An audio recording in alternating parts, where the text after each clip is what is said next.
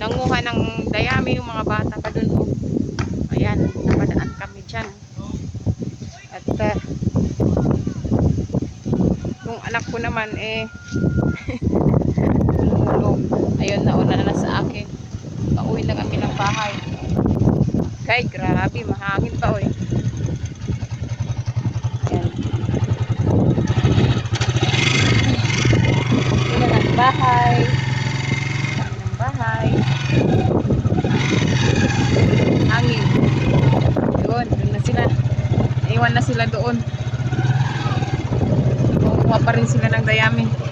Pag-aanuhan daw ng pag-iitlogan daw ng mga manok pa naman nila. Cesar, makati yung dayami anak, no?